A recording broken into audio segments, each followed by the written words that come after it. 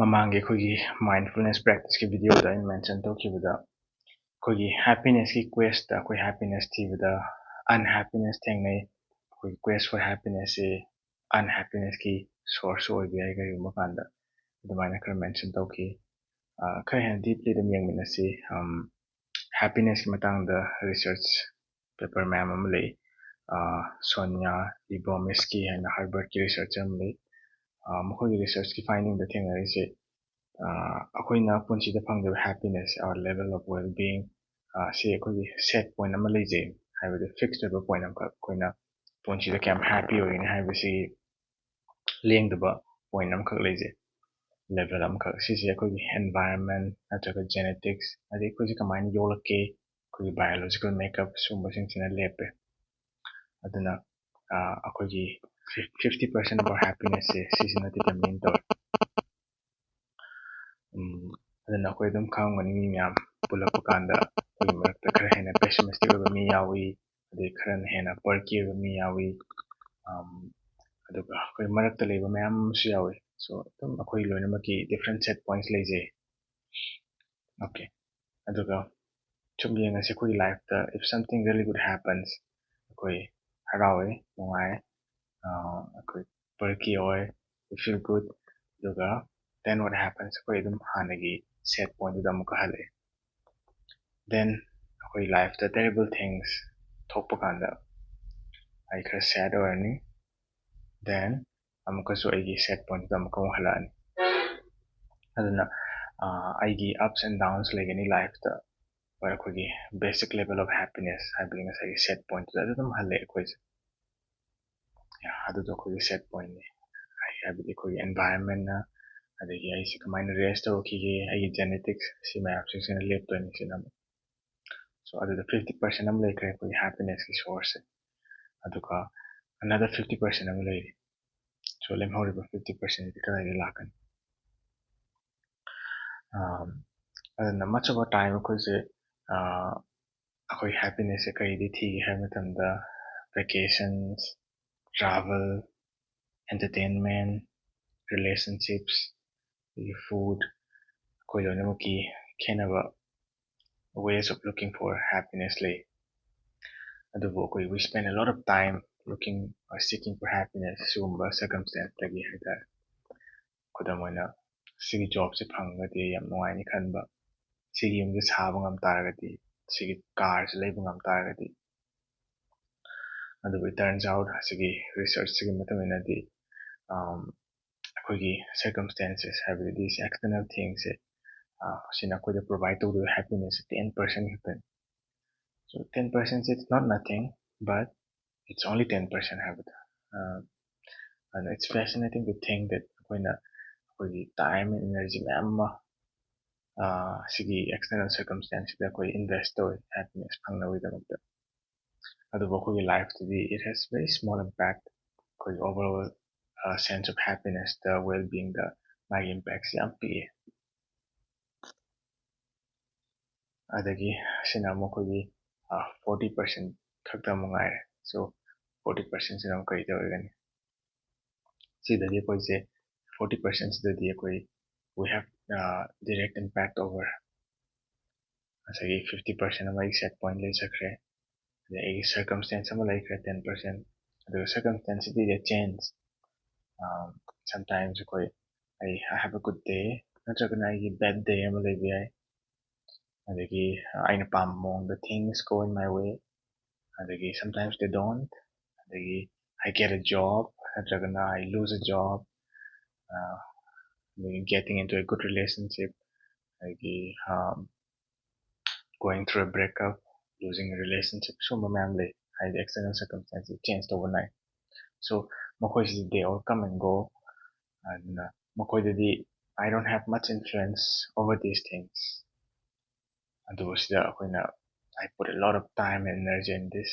and there's things that I don't have influence over and to say 40%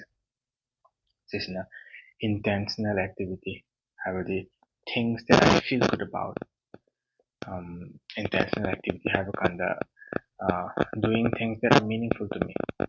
I'm on the purposely adagi aina value tawba pot, and I feel good about kudamoina aige values ka align tawga hingba haipobe ai, adagi mm, uh, being that person that I admire, adagi doing things um, that makes a difference in our society, ꯑꯩꯈꯣꯏꯒꯤ ꯋꯥꯔꯜꯁꯤꯗ difference ꯑꯃ ꯂꯩꯒꯗꯧꯕ ꯊꯕꯛ ꯑꯃ ꯇꯧꯕ ꯑꯣꯏꯕ ꯌꯥꯏ, ꯍꯥꯏꯕꯗꯤ ꯃꯤꯅꯤꯡꯐꯨꯜ activities, intentional activities, ꯃꯈꯣꯏꯁꯤꯡꯁꯤꯅ ꯑꯩꯒꯤ ꯍꯦꯄꯤꯅꯦꯁꯀꯤ 40% ꯁꯤꯗꯒꯤ ꯂꯥꯛꯑꯦ꯫ ꯁꯤꯗ ꯄꯨꯂꯞꯅ ꯌꯦꯡꯉꯛ ꯇꯥꯔꯒꯗꯤ ꯑꯩꯈꯣꯏ ꯑꯟꯗꯔꯁꯇꯦꯟ ꯇꯧꯕ ꯍꯧꯔꯦ, ꯍꯥꯏꯗꯤ ꯑꯩꯈꯣꯏꯅ we really focus on having a nice vacation, but ꯑꯩꯈꯣꯏꯗ happiness ꯄꯨꯔꯛꯇꯣꯏꯕ ꯄꯣꯠꯇꯨꯗꯤ ꯚꯦꯀꯦꯁꯟꯗꯣ ꯅꯠꯇꯦ, but ꯚꯦꯀꯦꯁꯟ ꯆꯠꯄ ꯀꯥꯟꯗ ꯃꯤꯒ ꯀꯃꯥꯏꯅ ꯑꯩ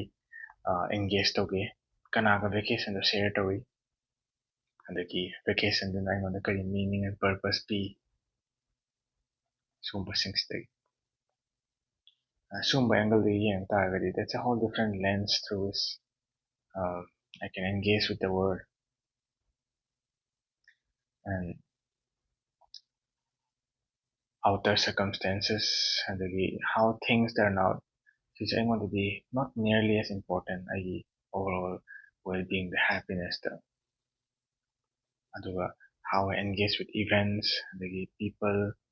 activities in my life moiga changdamna bakandadi as external circumstances, outer circumstances sidadi aingonda they are not nearly as important. Aduga beautiful things kaina habatunda the intentional activities sigi mathaktadi I have power over that. I may not have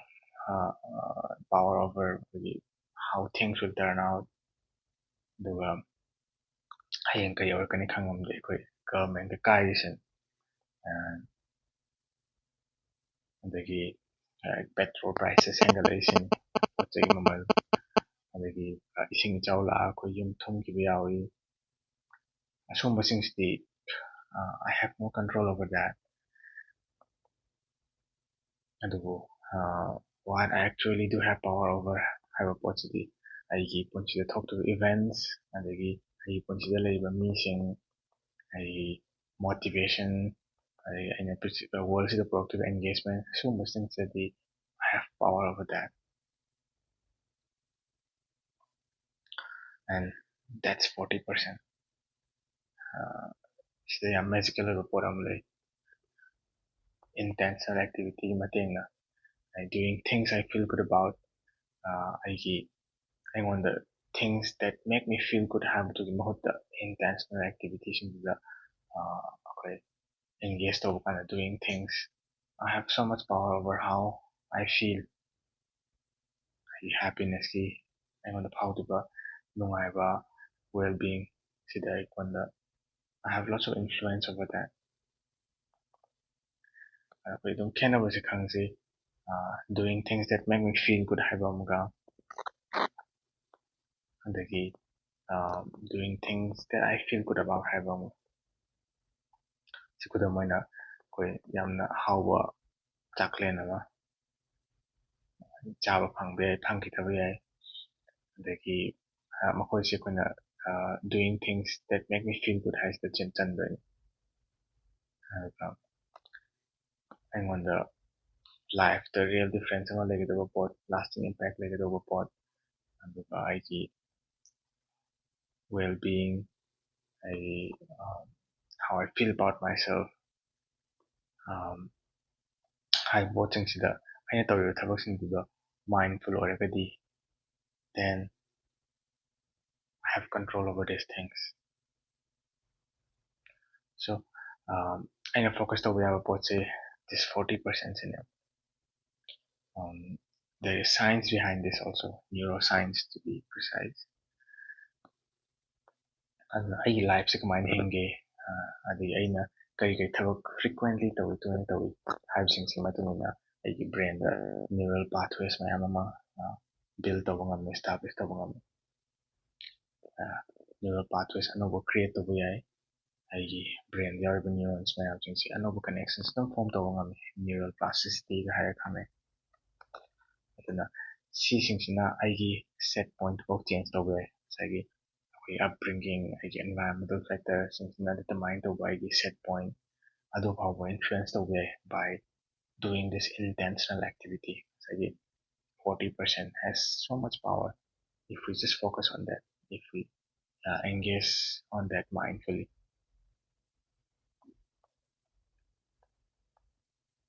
So ꯌꯥꯝꯅ pessimistic ꯑꯣꯏꯕ ꯃꯤ ꯑꯗꯒꯤ state of depression ꯂꯩꯔꯝꯕ ꯃꯤ shame based ꯑꯣꯏꯕ ꯑꯃꯗꯒꯤ not feeling very good about myself ꯍꯥꯏꯕ ꯃꯤ ꯑꯃꯗꯒꯤ ꯑꯩꯅ life differently engage ꯇꯧꯕ ꯀꯥꯟꯗ ꯉꯁꯥꯏꯒꯤ ꯑꯩꯈꯣꯏꯗ what will make me feel good ꯍꯥꯏꯕ focus ꯇꯧꯕꯒꯤ ꯃꯍꯨꯠꯇ learning how to live in a way where I am contributing to others and to society ꯍꯥꯏꯅ ꯁꯨꯃꯥꯏꯅ live ꯇꯧꯔꯛꯄ ꯃꯇꯝꯗ ꯑꯩꯒꯤ ꯑꯍꯣꯡꯕ ꯃꯌꯥꯝ ꯑꯃ ꯂꯥꯛꯄ ꯌꯥꯏ ꯑꯗꯨꯅ ꯑꯩꯈꯣꯏꯗ ꯍꯪꯖꯕ ꯌꯥꯕ ꯌꯥꯝꯅ important ꯑꯣꯏꯕ question ꯑꯃꯗ ꯍꯥꯏꯇꯥꯔꯒꯗꯤ how can I be helpful? What will make me feel good haiba question si mahutta how can I be helpful haiba question si hangba yai aduna si question si hangjaba kanda we can engage in the world in a very different way in terms of actually feeling like we can improve someone else's life a little bit natragana aigi own life to kara improve tawba adagi be of benefit to somebody and also to myself.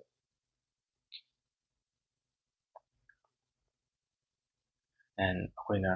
helpful or kanda we actually start feeling helpful and something starts to shift matungina matam ni changba yai but it can really shift and the pessimistic about shame based of individual that somebody who has a pretty strong sense of worthiness and valuable we can feel comfortable with anybody in the room even with myself. Yeah, so I set point I well-being my natural way of being is different way of play by focusing on this 40% intentional activity habit. So the intentional activities in it can actually impact that set point 50%. So now 90% later when we have influence over this level of happiness that 10% of the focus over more.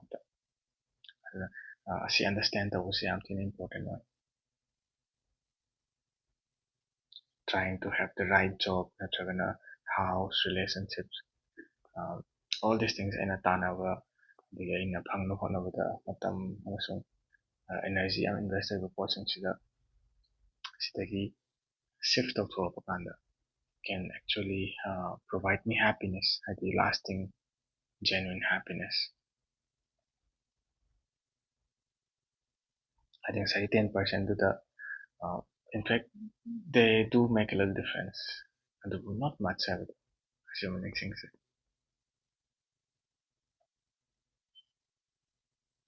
If we start paying attention to my life ꯑꯩꯉꯣꯟꯗ ꯀꯔꯤ ꯀꯔꯤ ꯄꯣꯠꯅ happiness ꯄꯨꯔꯛꯀꯅꯤ ꯑꯗꯒꯤ ꯑꯩꯉꯣꯟꯗ ꯀꯔꯤ ꯀꯔꯤ ꯄꯣꯠꯅ lasting ꯑꯣꯏꯕ genuine or happiness ꯄꯤꯒꯅꯤ ꯑꯗꯒꯤ ꯀꯔꯤꯅ ꯑꯩꯉꯣꯟꯗ suffering ꯄꯨꯔꯛꯀꯅꯤ ꯍꯥꯏꯕ understand ꯇꯧꯕꯁꯤꯅ ꯑꯩꯈꯣꯏꯗ it gives us so much power engaging in life much more actively, so it can have lasting impact in our lives by engaging in our life this way. ꯑꯩꯈꯣꯏꯒꯤ ꯀꯟꯐ꯭ꯌꯨꯖꯟꯁꯦ ꯑꯩꯒꯤ source of happiness ꯑꯗꯒꯤ source of suffering ꯁꯨꯝꯕ ꯃꯌꯥꯝꯁꯤꯡꯁꯦ ꯀꯗꯥꯏꯗꯒꯤ ꯂꯥꯛꯀꯦ ꯍꯥꯏꯕꯁꯦ clear ꯑꯣꯏꯕꯁꯦ it's really important. ꯑꯩꯈꯣꯏꯗ stimulus driven ꯑꯣꯏꯕ pleasure ꯍꯥꯏꯕ ꯑꯃꯒ lasting happiness ꯀ confusion ꯁꯤꯗ ꯂꯩꯔꯦ ꯉꯁꯥꯏꯅ ꯍꯧꯕꯗ mention ꯇꯧꯈꯤꯕ ꯑꯩꯈꯣꯏꯗ happiness ꯁꯦ ꯀꯗꯥꯏꯗꯒꯤ ꯂꯥꯛꯀꯅꯤ ꯍꯥꯏꯕꯁꯦ we always confuse that. Yeah.